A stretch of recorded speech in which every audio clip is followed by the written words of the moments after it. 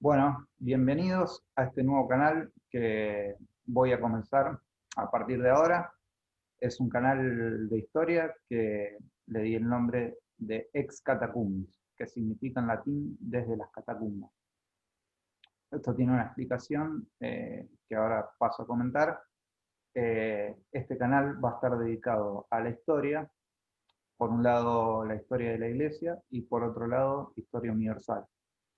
Vamos a tratar de abarcar todos los periodos de la historia, pero principalmente enfocados a la historia medieval y también tocando algún tema que por ahí no es tan conocido de la historia argentina, ¿no? Y personajes importantes de la historia y principalmente también de la cristiandad. Bueno, paso a saludar al padre Romero, el padre Héctor Lázaro Romero, que hoy va a estar colaborando en este canal. Bienvenido, padre.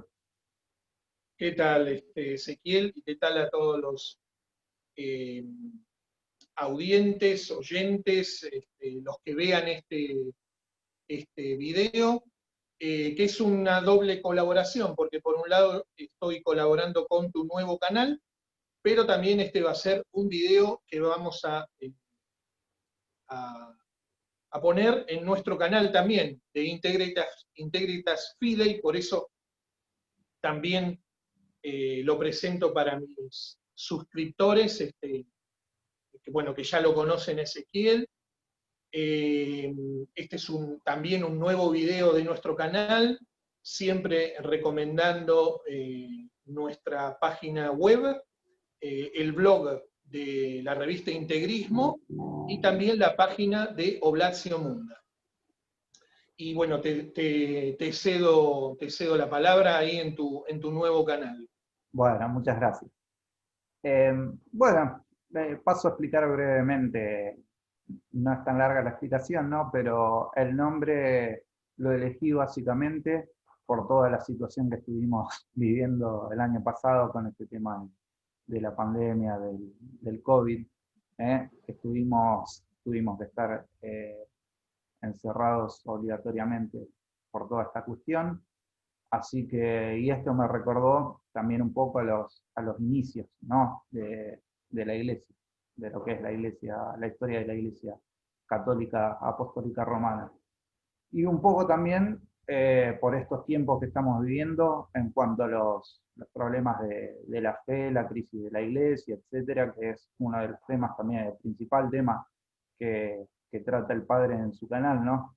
Entonces está todo de alguna forma relacionado. Así que bueno, dicho esto, eh, paso a desarrollar el tema que vamos a tratar hoy, ¿no?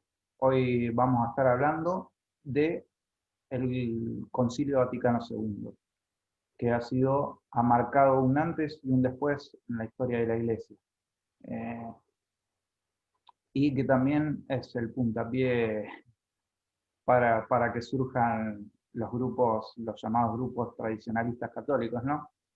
Así que es un tema, bueno, bastante polémico y que muchas veces ha sido abordado no de la manera correcta, no desde una posición, digamos, eh, hay mucha gente que lo avala y acá vamos a dar nuestra visión, ¿no? Y vamos a tratar de ser lo más objetivos posible con este tema. Eh, bueno, uno de los libros que se ha ocupado de tratar este tema es un libro muy famoso. Hay muchos libros sobre esta cuestión, ¿no? Hay un libro que se llama 100 años de modernismo. Hay otro libro muy importante, que es el que yo me refería, que se llama El Rin desemboca en el Tíber, ¿no? ¿Y por qué tiene ese nombre? Bueno, porque había un autor, ¿no? que desarrolló. Sí, el autor es un sacerdote del Verbo Divino, que se llama Ralph Wilhelm, es el Claro, autor. claro, pero él lo toma de un río de Siria que decían que desembocaba en el Tíber, ¿no? Entonces la analogía era que, ¿por qué dicen el Rin? Porque el Rin baña las costas de varios países, ¿no? El Rin, si bien es uno de los ríos o el río más importante de Alemania, ¿no? Pero atraviesa otros países. Entonces se refería a la influencia que tuvieron esos países de Europa Central en este concilio, en el Concilio Vaticano II, en Roma, digamos. Que lo vamos a ver y lo vamos a explicitar un poquito más. Bien, bien, bien. Bueno, antes que nada, antes de irnos al Concilio Vaticano en sí, tampoco para irnos muy atrás, pero brevemente, o como usted lo quiera explicar, padre, le consulto sobre los antecedentes. ¿Por qué se llegó a este concilio? Bueno, los antecedentes, hay antecedentes un poco más remotos y hay antecedentes un poco más próximos. La verdad es que en 1870, alrededor de 1870, tuvo lugar el Concilio Vaticano I, que todos conocen, ¿no? El famoso concilio que definió la infalibilidad pontificia. Bueno, en realidad el Concilio Vaticano I no terminó nunca de manera oficial. Bien. ¿Por qué? Porque por problemas políticos que tenían que ver con problemas en Italia, los reinos de Italia, Garibaldi y toda la cuestión que vivió Pío IX y la Iglesia en esa época. Por Claro, tanto, en realidad el Vaticano I se interrumpió súbitamente y no se terminó en realidad. Y siempre estaba un poco la idea de terminar de manera oficial el Vaticano I. Esa idea de hacer un concilio un poco para terminar el Vaticano I y por otras cuestiones también, estuvo en la idea de varios papas anteriores al Vaticano II. Por ejemplo, el Papa Pío XI o el Papa Pío XII. Pero un poco los sondeos que hicieron esos papas en su momento, eso lo cuentan varios historiadores, fueron negativos. O sea, ahora no recuerdo bien si fue Pío XI o Pío XII, que preguntó a la curia romana, alguna de las congregaciones de la curia, sobre la conveniencia. En su momento probablemente haya sido Pío XI, sobre la conveniencia de acabar el concilio, y le contestaron que no era conveniente, porque en el momento del Vaticano I, por ejemplo, la prensa, o lo que estaba fuera del concilio, digamos, los medios, la sociedad, etcétera, comenzaban a tener cierto papel un poco preponderante, y a veces esas fuerzas podían correr el riesgo de querer influenciar el concilio. Y ese peligro, conforme nos acercamos a la época actual, era cada vez más patente. Y esa era una de las razones por las cuales disuadieron a los papas de acabar el concilio. Y de hecho la prensa, sobre todo la prensa progresista, ¿no? Tuvo un papel muy importante en el Vaticano II. Bueno, eso es un poco, si vos querés, los antecedentes más próximos. claro. Sí, Después porque tenemos habría que antecedentes. remontarse, si nos vamos un poco más allá, podría decirse que el modernismo hasta puede llegar a nacer, puede tener una rama de la reforma protestante, ¿no? Si nos vamos bastante lejos. Sí, mira, más que protestante, que sí que sí, por cierto, tiene que ver, ¿no? La cuestión tiene tanto que ver que después la cuestión ecuménica y después la cuestión de la nueva misa tiene bastante que ver, obviamente. Pero yo diría, por ejemplo, antecedentes remotos. Tenemos, por ejemplo, el concilio, que en español, o conciliábulo, mejor dicho, el sínodo de Pistoia, decimos en español. Pistoia, dicen los franceses, ¿no? Este sínodo jansenista, que quería transformar la liturgia, por ejemplo, en lo que después se transformó, ¿no? Así que hay varias cosas que se pueden decir. Sobre todo, más que protestantismo en sí mismo, que sí está, o el jansenismo que estoy señalando, esto es el modernismo. Es el modernismo. En diferentes formas, pero es el modernismo lo que toma, lo que acapara, digamos, el Vaticano II, ¿no? Exactamente, porque este modernismo no es el mismo modernismo que condenó San Pío X, pero se fue infiltrando, digamos, fue cambiando un poco la forma, los métodos, ¿no? Sí, digamos que en realidad esencialmente es el mismo modernismo que condenó San Pío X. Sí tiene algunas formas diferentes, pero en lo esencial sigue siendo lo mismo. Uh-huh.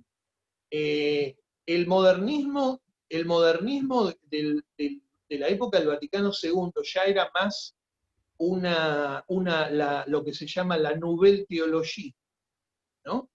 Lo que condenó Pío XII en su encíclica Humani Generis, sobre todo las ideas del padre Henri de Lubac, que lo habrás visto en tus búsquedas, ¿no?, sobre el concilio, lo habrás visto, ¿no? El padre Henri de Lubac, sus ideas fueron condenadas por la encíclica, sin nombrarlo, pero por la encíclica Humani Generis, y bueno, basta decir que Henri de Lubac tenía prohibida la enseñanza, era uno de los teólogos exiliados bajo Pío XII, y fue uno de los teólogos llamados por Juan XXIII cuando se abrió el concilio, como uno de los peritos teólogos, quebrando además, por ejemplo, el reglamento del concilio, que prohibía hacer esto, prohibía traer como teólogos al concilio a personas que hubiesen tenido,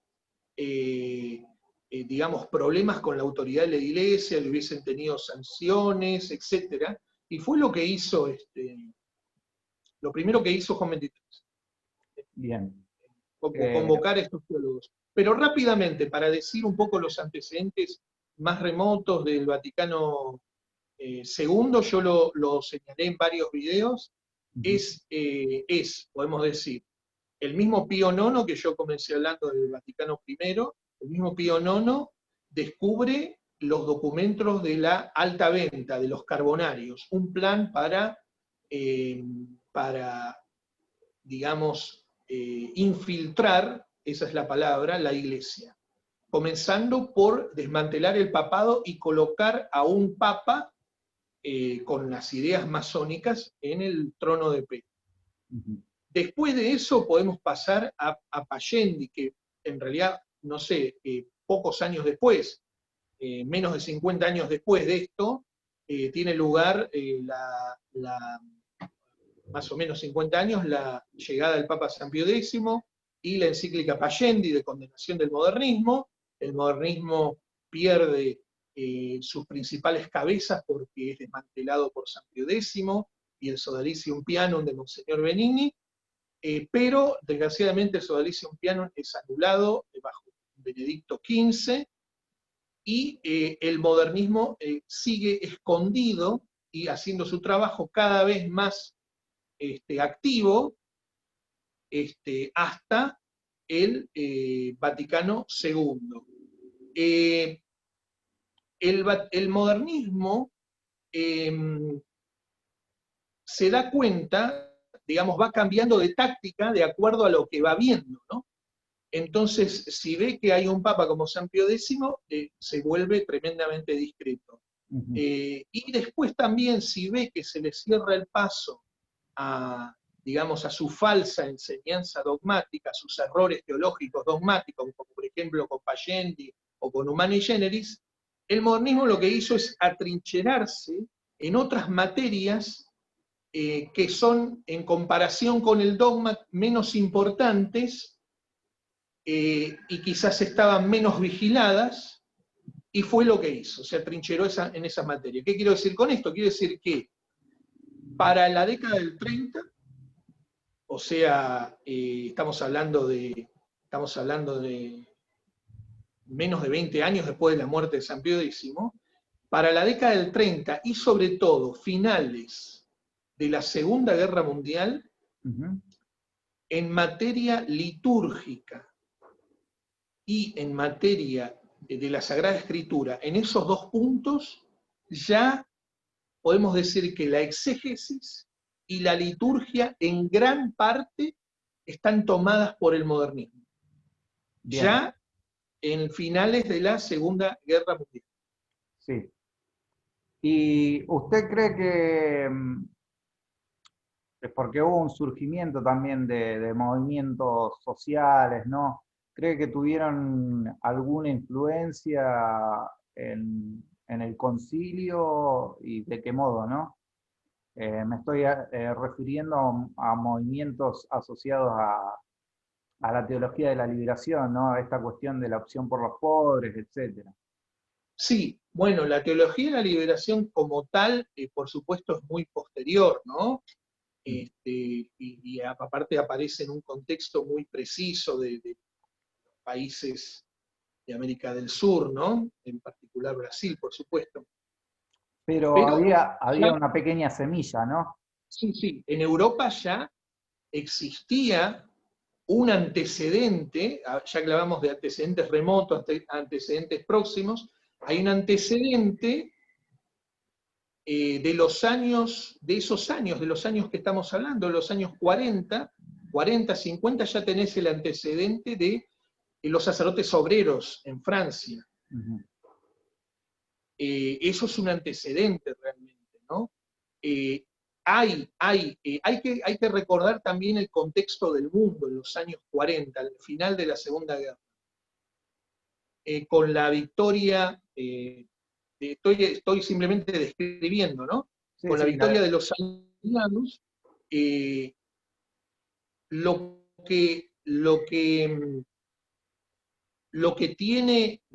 lo que a veces queda un poco, vamos a decir, tambaleando, empieza a ser en un sector todo lo que es anticomunista, ¿no? Entonces, en una parte se puede explicar por eso, digamos, por un rebrote de la izquierda, una nueva, digamos, una nueva fortaleza, vamos a decir así, de la izquierda. Y eso puede tener relación, ¿no? Y bueno, sí, en el concilio todo esto va a tener peso. Va a sí, tener además todo lo que tiene que lo que ver va a ser el concilio. con las condiciones. Claro, lo que va a ser el concilio es, en realidad, es el triunfo del modernismo teológico, y también el modernismo que se identifica con otro pensamiento que son casi sinónimos, digamos, que es el liberalismo. Y el Claro, liberalismo tiene muchas caras, digamos, ¿no? exactamente, Tiene su cara, porque claro, tiene su cara religiosa, tiene su cara filosófica, tiene su cara económica, tiene su cara política, menos izquierdista o más izquierdista, depende, en fin, tiene muchas caras, ¿no? sí, sí, sí. Sí, esto ya lo veníamos viendo, ¿no? Cuando terminó la Primera Guerra Mundial, ¿no? Que muchas de las monarquías que había desaparecieron y se transformaron en varias repúblicas, ¿no? Y después en la Segunda Guerra Mundial con el tratado aparte también las condiciones del Tratado de Versalles que vimos, y después también con el surgimiento de la ONU, ¿no? Y con Sí, toda... sí, digamos, lo que te puedo decir, volviendo al tema de los antecedentes, Monseñor Lefebvre lo cuenta y no es el único, que hay un triple pacto, él habla, ¿no? Él dice que antes del concilio hay un triple pacto. por eso lo que vos decís del tema político va a tener peso, ¿no? Recordemos que, por ejemplo, el Vaticano II sucedió entre los años 62 y 65. Si hablamos del tema político, en esa época la mitad del planeta estaba sojuzgada por el comunismo, y el comunismo más violento, ¿no? Además de China, Rusia, y otros países, ¿no? Y sin embargo, el Vaticano II no habló de comunismo, por lo menos no repitió la condena del comunismo, que era momento de hacerlo, ¿no? Que se había cargado tantas víctimas católicas. Así que Monseñor Lefebvre cuenta, por ejemplo, ese triple pacto, ¿no? Con la masonería. Habla del cardenal Willebrands en particular, habla del cardenal Bea también, que ellos son los que pactan. ¿Con quién pactan? Pactan con la masonería para que no se condene. El Concilio Mundial de Iglesias, que hay una relación con el protestantismo. Hablan de, en particular, la Iglesia Ortodoxa rusa. Los modernistas querían que viniesen observadores de la Iglesia Ortodoxa, pero el régimen, la Iglesia Ortodoxa, es una iglesia que estuvo manejada por el régimen comunista, ¿no? Sí. Y el régimen solo iba a permitir la presencia de la Iglesia Ortodoxa durante el Vaticano II, a cambio de que el Vaticano II se callase, ¿no? Sobre el comunismo, por ejemplo. Entonces habla, ¿no? De ese triple pacto con la masonería, con los comunistas, con los protestantes. Entonces sí, obviamente hay un tema político también importante. Importante, claro. Y después del Vaticano II, el mundo está cambiando, ¿no? A nivel mundial está cambiando toda la situación. Después del Vaticano II está también la creación, se puede mencionar, de la Haute Politique. Estaba, por ejemplo, los sacerdotes de Pax en Polonia, esto apoyado por Wojtyła en su momento, sí. Que era este movimiento Pax era una especie de ecumenismo, si querés, con los comunistas. Ecumenismo entre religioso y político, ¿no? Un acercamiento, unas relaciones que tenían ahí. Y lo mismo va a ser después, algo parecido va a ser la Haute Politique, dirigida por ejemplo, Casaroli, el cardenal Casaroli, en época de Juan Pablo II, que se va a ocupar un poco de hacer tratados por detrás de los católicos, en el caso de los católicos chinos, con la iglesia patriótica, o mejor con el gobierno chino, con los rusos también, con lo cual la Iglesia Católica, o lo que aparentemente es la Iglesia Católica, aparece de manera amigable con los regímenes comunistas, burlándose un poco, ¿no? De todos los sufrimientos de los mártires católicos a manos de ellos. Sí, bueno, sabemos que este concilio comienza en el pontificado de Juan XXIII, ¿no? ¿Hay algún cambió algo cuando asume Pablo VI, ¿no? ¿Qué diferencias hay? ¿Qué sucedió ahí?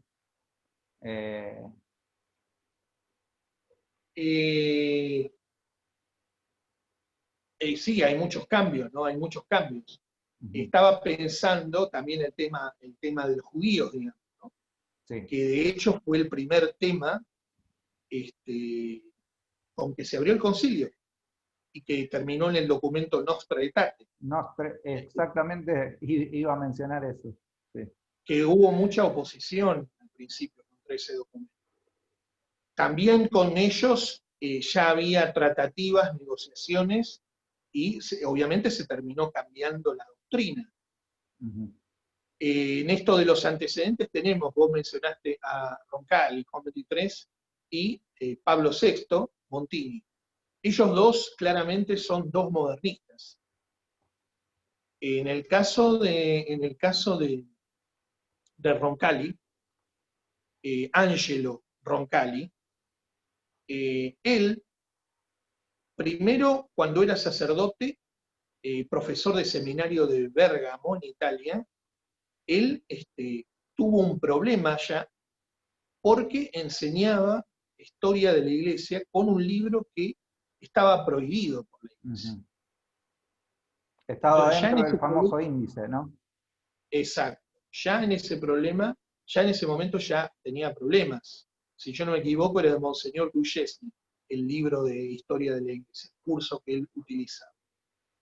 Después de eso, él, muchos años después, fue nuncio apostólico en Turquía y también fue nuncio en París. En los dos lugares, en Turquía se hablaba ya de su acercamiento barra ecumenismo, más o menos ecumenismo, con los ortodoxos, ¿no? Con todo lo que son los herejes, ¿no? que hay en esa región. Sí, cismáticos. O los cismáticos, ¿no? Y luego en París algo parecido, su acercamiento, pero con los masones. Y hay varios testimonios de eso. Hay algunos que van más lejos, yo lo voy a dejar aquí. Hay varios testimonios de eso. Después a Roncalli lo tenemos como cardenal patriarca de Venecia. En Venecia, él recibe de manera, digamos, en medio de festejos, de manera pomposa, al nuevo alcalde de la ciudad, que era socialista. Y aclaro que de qué época estamos hablando, o sea, estamos hablando, ya él era patriarca de Venecia, estamos hablando del pontificado de Pío XII, hay que ponerse en el lugar. Hoy no nos llamaría la atención, pero en aquellos años sí. Sí, era todo un escándalo. Claro. Después una vez elegido papa, entre comillas, sobre él había un modernista litúrgico de este movimiento litúrgico que se desvió, llamado Don Lambert Audouin, y él decía, si eligen a Roncalli, cuando se murió Pío XII, si eligen a Roncalli, todo estaría salvado. Él es capaz de convocar un concilio y consagrar el ecumenismo. Esto se decía en la muerte de Pío XII, o cerca de la muerte de Pío XII.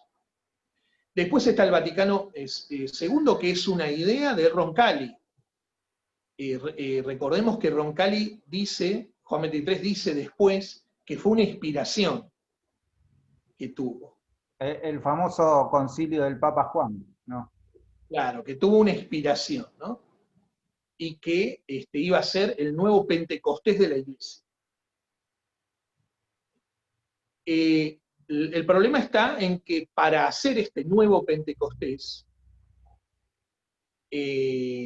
Juan XXIII llama a las peores mentes, como vimos antes. Hubo unos años de una comisión preparatoria del Vaticano II, que fue dirigida, vos lo habrás leído, por Monseñor Lefebvre, y después, cuando cuando el concilio está en marcha, Juan XXIII llama a estos teólogos, a teólogos condenados en realidad, por lo menos prohibidos por Pío XII. Ese es Juan XXIII.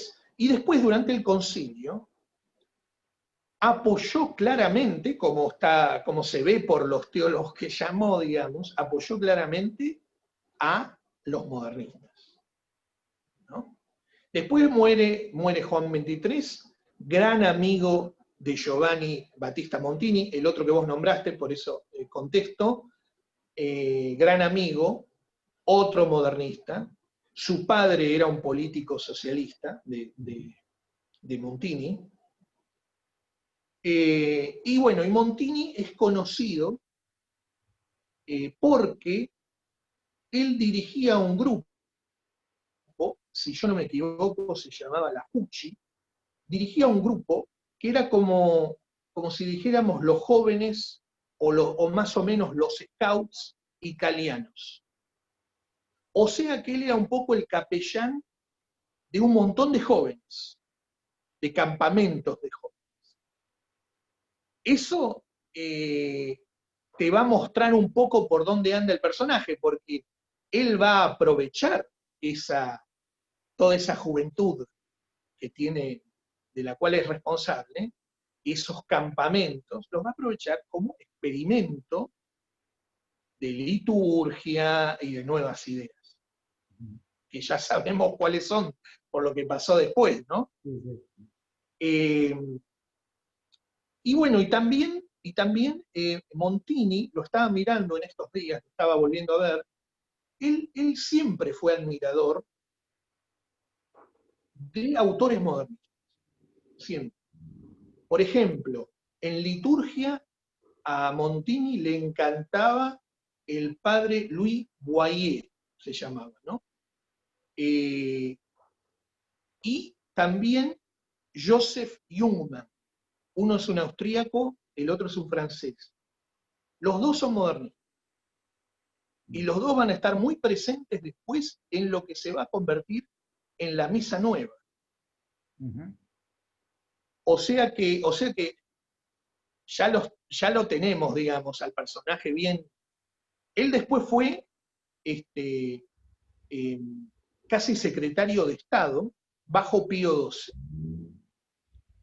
Pero no voy a mencionar el episodio, hay autores que lo tratan, acerca del secretario que también tenía Monseñor Montini, un tal Alighiero Tondi, lo pueden encontrar en varios lugares, pero sí voy a decir que Pío XII lo saca del Vaticano y lo nombra arzobispo de Milán. Hay una máxima en Roma que se llama, que dice algo así como promoveatur ut amoveatur. Perdón si me equivoco con el latín. Puede ser porque es una frase que la vi hace mucho, pero que quiere decir algo más o menos como que en la diplomacia romana, cuando, digamos, se quiere pasar diplomáticamente un despido, se suele poner en un cargo de honor a la otra persona. Y así pasa diplomáticamente. Un poco fue el caso de Monseñor Montini. Monseñor Montini es nombrado, es sacado del Vaticano, o sea, había hecho una larga carrera, digamos, diplomática en el Vaticano, y es sacado de golpe del Vaticano para nombrarlo arzobispo de Milán, que es un arzobispado muy importante, nada menos que el obispado de San Ambrosio, ¿no? La sede de San Ambrosio. Pero, curiosamente, siendo la sede de Milán tan importante, siendo una sede cardenalicia, él no es nombrado cardenal. Él queda como arzobispo, pero nunca, hasta la muerte de Pío XII, es nombrado cardenal. Adiviná qué pasó después de la muerte de Pío XII y quién lo nombró cardenal. ¿Qué habrá pasado? Ya me imagino, pero dígalo usted. ¿Te imaginás quién lo nombró cardenal? Y lo nombró cardenal su amigo Roncalli, sí, que llegó a ser papa, lo nombró cardenal. Y pasé de largo que cuando fue nombrado, por esas curiosidades, ¿no? Roncalli cardenal por Pío XII, él recibe el capelo, no del Papa, él estaba en París, recordemos que era el nuncio, sino que lo recibe de Vincent Auriol, presidente socialista de Francia y amigo de él. Los reyes de Francia tenían privilegios que les había dado en la Santa Sede, ¿no? La hija primogénita de la Iglesia, Francia, etc. Y había quedado esto había quedado como en las manos de los presidentes de Francia, y mirá en qué manos había caído, y le termina imponiendo, que están las fotos, el capelo, su amigo socialista. Entonces, más o menos ahí tenés una rápida historia de estos dos personajes. Bien. Una vez que Roncalli muere, es elegido Montini. Montini termina el concilio, y la revolución en la iglesia, que es por etapas, como lo he dicho varias veces, es acelerada con Montini. Porque, un poco Juan XXIII es el que abre la caja de Pandora, digamos, ¿no? Exactamente, sí. Pero el que le dio muchísima cuerda a esa caja va a ser Montini. Sí, bueno, Montini termina el concilio apoyando de manera mucho más clara a los modernistas. Termina el concilio con ese famoso discurso nefasto, que porque ya me alargué mucho, dejate hablar un poco, no lo voy a citar, no voy a dar la cita entera, solamente voy a decir las palabras finales. Dice: nosotros más que nadie tenemos el culto del hombre. Eso está dicho para cerrar el Vaticano II, nada menos. sí. Y después, con esto lo digo todo, además es el Papa, entre Sí, comillas, antropocentrismo puro, ¿no?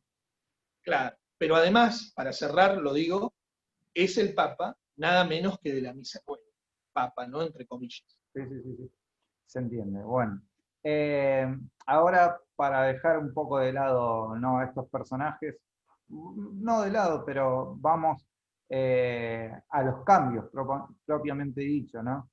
Eh, ¿Cuáles son los cambios que se introducen? Y bueno, las principales encíclicas, ¿no?, que usted ya nombró, Nostra Aetate. eh, ¿Qué otras encíclicas surgieron de Documentos, ¿te esto? referís? Sí, Los documentos. los documentos, exactamente. Sí. Nostra Aetate es el primer tema, digamos, que trata el concilio, las religiones no cristianas, en particular el judaísmo. Y después está Dignitatis Humanae, persona, la libertad religiosa. ¿Eh? Después tenemos, por ejemplo, Lumen Gentium, la colegialidad, el famoso subsistit in. Esos son un poco los temas del concilio. Unitatis Redintegratio, el ecumenismo. Después tenemos Orientalium Ecclesiae, si no me equivoco, sobre las iglesias orientales. En estos documentos están los principales errores. Bien. Del Vaticano II. Yo me refería antes, por ejemplo, por ahí me puedo llegar a equivocar un documento y un tema, porque por ahí se te va de la cabeza, ¿no? Pero lo más importante me parece son los errores. Yo dije antes acerca de las religiones no cristianas y el judaísmo. Tenemos por un lado Nostra Aetate, tenemos por el otro lado Unitatis Redintegratio. Sí. Unitatis Redintegratio, bueno, la doctrina está cambiada, por ejemplo, sobre el judaísmo. Unitatis Redintegratio dice que el Espíritu Santo también se sirve de las otras religiones. Una locura. Primera noción, digamos, ¿no? No nos olvidemos también del subsistit in. Cuando digo subsistit in, también enseñado por el concilio. Mystici Corporis Christi, el cuerpo místico de Cristo, definición de la Iglesia, documento del Papa Pío XII, dice: el cuerpo místico de Cristo y la Iglesia Católica son una sola y misma cosa. El Vaticano II no dice eso. El Vaticano II dice, la Iglesia de Cristo subsiste en la Iglesia Católica. El que sabe ABC de filosofía sabe que es y subsiste no es lo mismo. Puede subsistir la Iglesia de Cristo en la Iglesia Católica y teóricamente podría subsistir en otras también.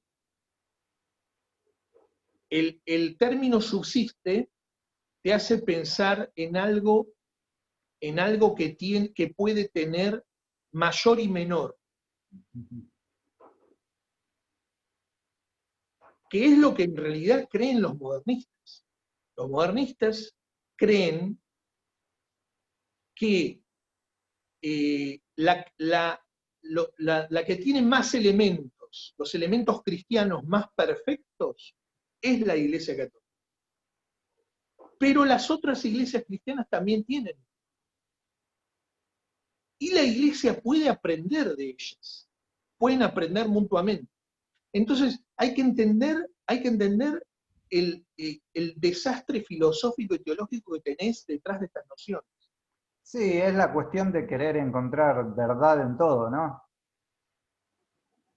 Que todo tiene algo de verdad y entonces vamos construyendo una religión tomando un poco de todo. Exacto. Después también podríamos decir que es un poco también lo que cambia el Vaticano II. Yo me hice referencia antes a la noción de cuerpo místico de Cristo. Sí, exactamente, porque ellos tienen una definición nueva de iglesia, ¿no? Exacto. Para ellos la iglesia es el pueblo de Dios. Opulus Dei. No es el cuerpo místico de Cristo. No es más cuerpo místico de Cristo. No lo van a utilizar más a este concepto. ¿Por qué? Es demasiado tomista y es demasiado preciso. Además que ni siquiera es de Santo Tomás, sino que es de San Pablo, la expresión. Pero ellos hablan de pueblo de Dios, que es una frase tomada de una epístola de San Pedro.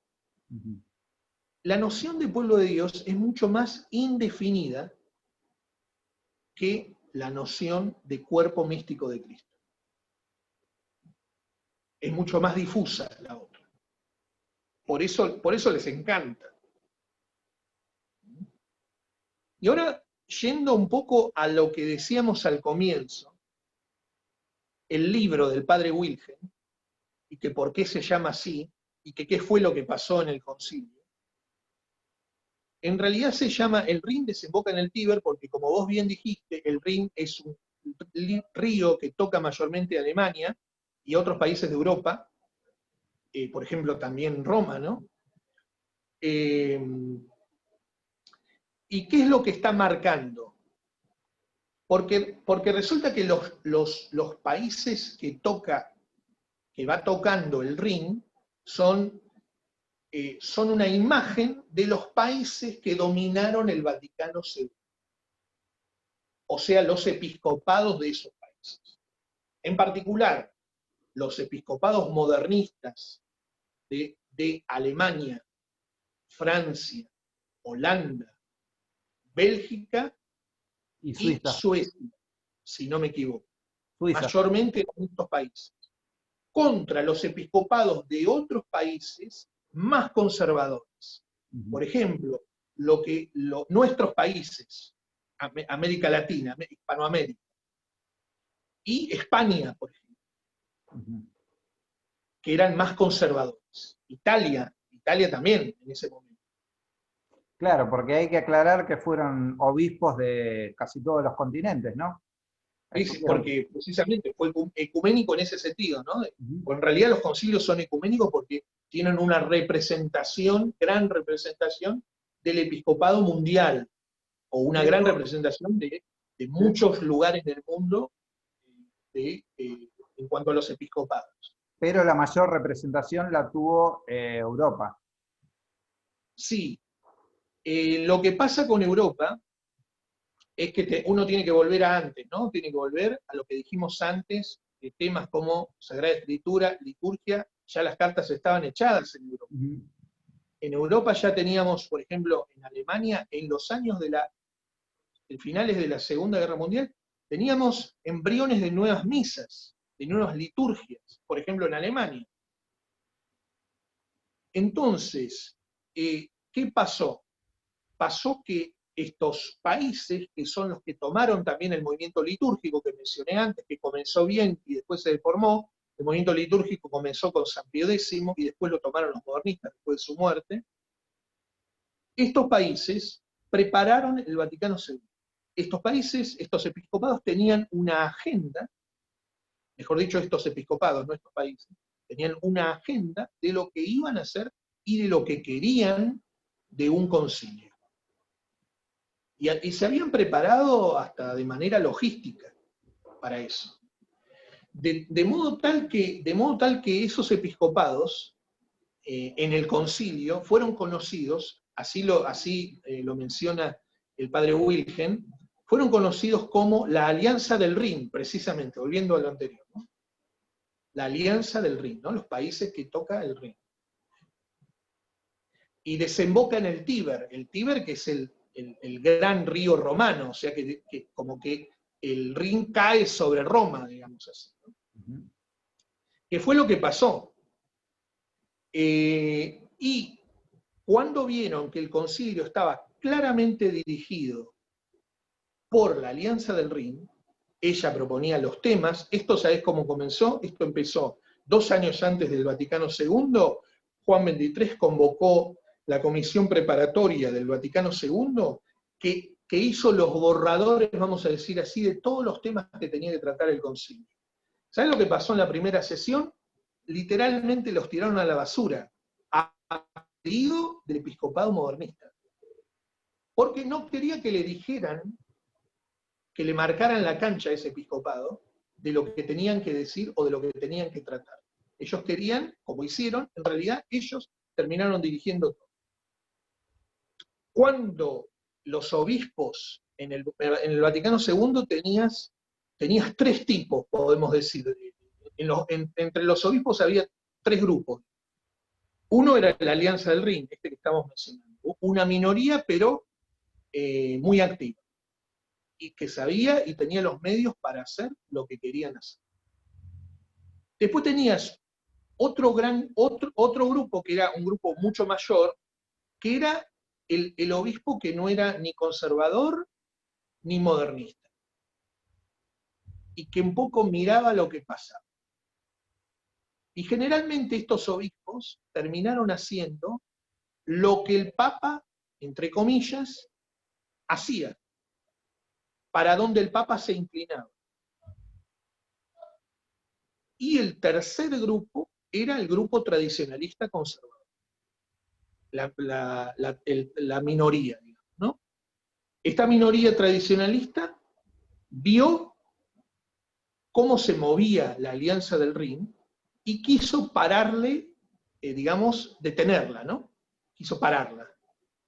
Y quiso evitar la tragedia que desgraciadamente después sucedió, ¿no? Con los documentos del concilio. Para eso, estos obispos, por ejemplo, como Monseñor Lefebvre, como Monseñor de Castromayer, como Monseñor Carli, como Monseñor de Provenza-Sigó, básicamente, ellos crearon el Cetus Internationalis Patrum, o Grupo Internacional de Padres Conciliares, para parar a la Alianza del Rin. No lo lograron, claro que no lo lograron. Desgraciadamente los esfuerzos del Cetus para que el concilio se volviera ortodoxo fracasaron. Y lo que salió del concilio, en un sentido, terminó siendo peor por la acción, indirectamente por la acción del Cetus. ¿Por qué? Porque lo que quería tanto Roncalli como Pablo VI era que el concilio promulgase determinadas doctrinas. Y querían que fuera la aprobación de esas doctrinas, que fuera unánime, o más o menos unánime. Para que fuera unánime, se dieron cuenta que había que doblegar a los conservadores. Cuando vieron que había oposición conservadora, bueno, hay que doblegarlos. ¿Cómo los doblegamos? ¿Cómo logramos que los conservadores aprueben lo que nosotros queremos? Vamos a tener que negociar esa aprobación. ¿Y de qué modo? O sea, lo que nosotros queríamos, van a pensar los de la Alianza del Rin, lo que nosotros queríamos originalmente decir, no lo vamos a poder decir tal y como nosotros queremos decirlo, porque están estos tradicionalistas, estos conservadores. Entonces, ¿qué vamos a hacer? Vamos a buscar la manera de decir las cosas con una ambigüedad suficiente para que los conservadores no se den cuenta de lo que estamos diciendo. ¿Me explico lo que quiero decir? Sí, perfectamente. Y así terminó sucediendo. Entonces, de esa manera, los documentos del concilio fueron más insidiosos, fueron más perversos, si se quiere. ¿Me entendés? Sí, las Porque, consecuencias fueron mucho peores. claro, obviamente que el Chetus, con la mejor intención, intentó hacer lo mejor que pudo, pero desgraciadamente el resultado fue este. Disculpa que me alargué mucho con la explicación, pero bueno, Sí, para contestar un no, está poco. bien. Igualmente es muy importante todo esto que explicó, ¿no? Yo, para ir cerrando un poco, quería preguntarle directamente sobre el surgimiento del Novus Ordo Missae, ¿no? Sobre la misa nueva, quiénes influyeron, y un personaje que no nombramos demasiado, pero un poco de Bunini, ¿no? La misa nueva, Sí, sí. Nos van a disculpar nuestros oyentes porque esto está muy desordenado en sí. cuanto a la explicación. Es culpa mía, a veces uno se olvida, estoy hablando así en directo, no tengo papeles, no tengo notas, estoy hablando desde mis recuerdos. Así que ustedes disculpen, y Ezequiel disculpa, que esto está un poco, No hay a veces problema, un poco igual desordenado. se va entendiendo. Respecto del contexto de la pregunta, la misa nueva. Bueno, la misa nueva es un encargo del Vaticano II.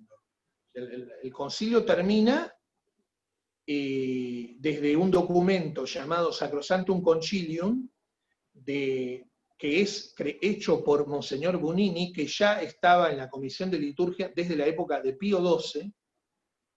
Este documento es hecho por Monseñor Bunini y es el que auspicia una liturgia que va a seguir el mandato, obedeciendo las órdenes del Vaticano II, ¿cierto?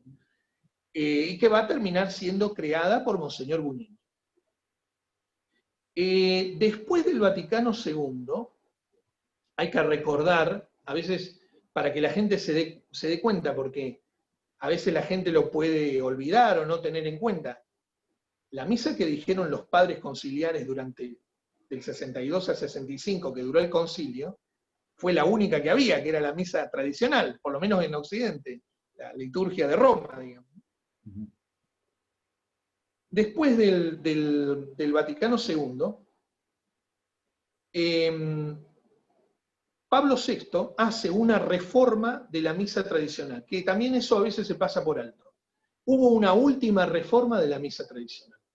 En la liturgia tradicional tenemos varias etapas, digamos. Nosotros, digamos, honramos mucho la restauración que hizo tanto San Pío V como después San Pío X. Desgraciadamente, después, como dije, alrededor de los años de la guerra, la liturgia es copada por el movimiento litúrgico modernista y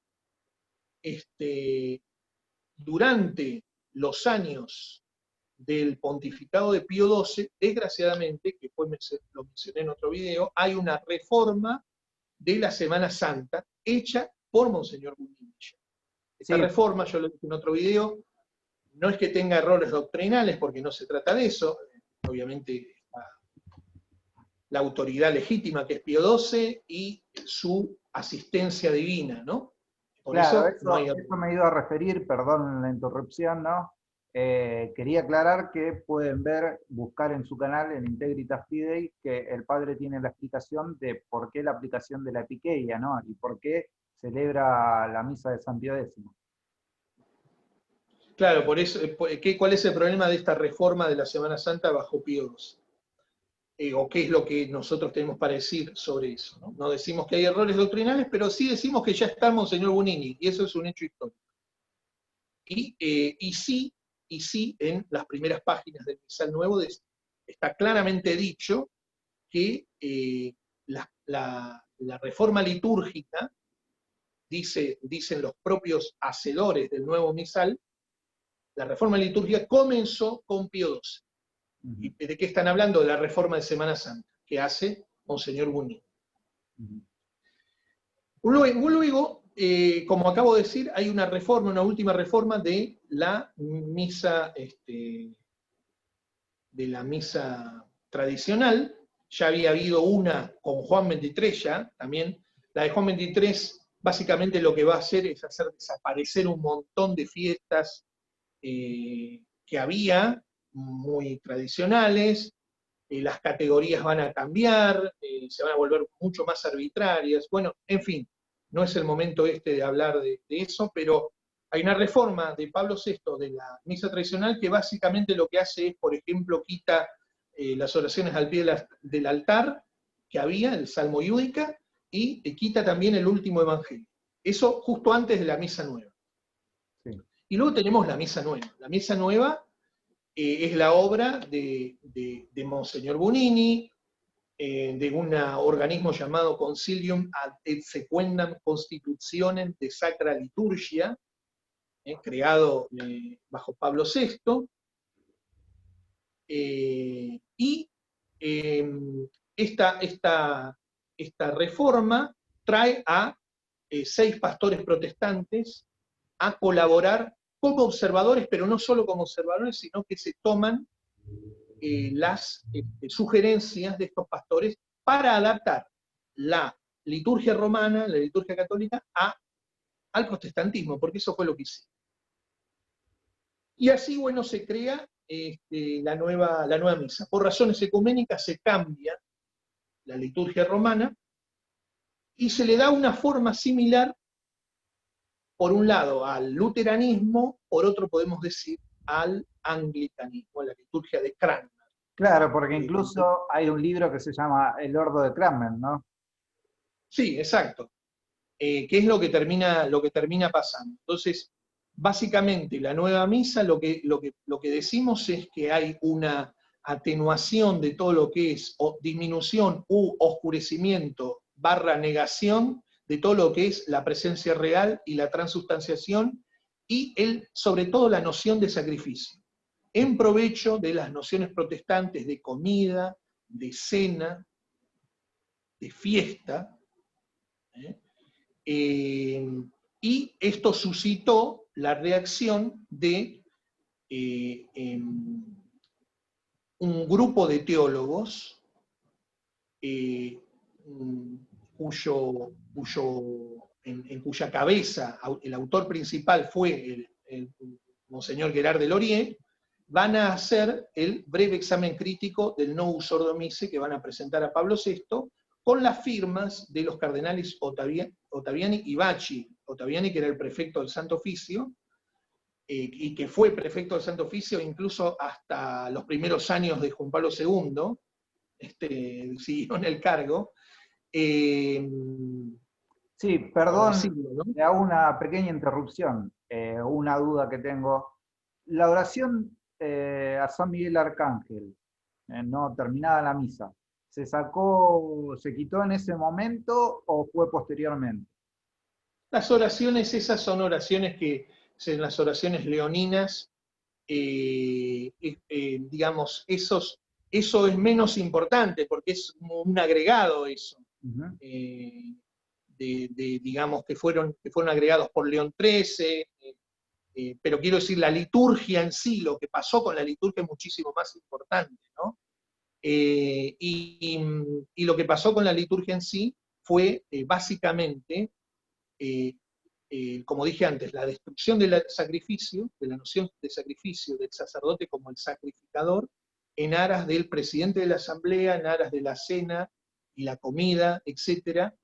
Y además de, digamos, reformar lo que rodea a las palabras de la consagración, además de eso, destruyeron, o sea, cumplieron el sueño de Lutero, destruyeron el ofertorio católico, transformándolo en otra cosa, en la presentación de los dones, y a veces de de las frutas y de lo que a uno se le ocurra, pero ese momento de la misa, que podemos decir que define prácticamente a la misa, fue destruido. O sea, lo que le daba, si se puede hablar así, ¿no? Lo que le daba identidad a la misa romana, lo destruyeron. Sí, para mí, una cosa también que para mí no es menor, no sé cuál es su opinión, pero es también la introducción de la lengua vernácula, ¿no? El odio que tiene el modernismo hacia el latín, ¿no? Estoy hablando en general, porque si no tengo que empezar a enumerar, ya el video se tiene que terminar, ¿no? Claro, no, una cosa que yo le agrego a todo lo que usted explicó, por supuesto. Está bien. Bueno, yo me alargo también porque son cosas que llevan una explicación, ¿no? Bueno, no sé si usted quiere cerrar con algo más, padre, le dejo la palabra. No, creo que básicamente es esto. Porque esto obviamente da para mucho más, pero no nos podemos... Sinceramente tenemos que hacer un resumen, y a veces en ese resumen el orden es el que, entre otras cosas, sufre más, ¿no? Pero es complicado. Queremos hacer lo mejor para nuestros oyentes, al menos esa es nuestra intención. Y te felicito entonces por tu nuevo canal. Bueno, suscríbanse al canal de este señor que sabe historia y seguramente va a ser. Bueno, entonces cualquier cosa ponen en los comentarios si quieren algún tema que se trate, ¿no? Y lo desarrollaremos en otra oportunidad y podemos seguir hablando de algo relacionado a esto, ¿no? Bueno, saludos para todos y saludos y muchas gracias por su colaboración, padre. De nada, muchas gracias. Sigan el canal de Ezequiel, sigan nuestro canal también. Y bueno, que Dios nos bendiga. Y también aprovecho para, antes de cerrar, aunque sea un segundito, tomar para decir que bueno, que rezamos por toda la gente que sufre en esta situación de locos que vivimos. Reflexionen. Creo que hoy más que nunca no tomen como absoluto lo que dicen los medios de comunicación. Reflexionen, infórmense, contrasten información. Que la gente no tome decisiones apresuradas. Y tengamos prudencia, tengamos cuidado, sobre todo con estos temas, ¿no?, que tienen que ver con las vacunas, que tienen que ver con la fabricación de las vacunas, la relación de eso con el aborto, etc. Tengamos mucho cuidado con todo esto. Nada más, y cerramos, y bueno, que Dios los acompañe.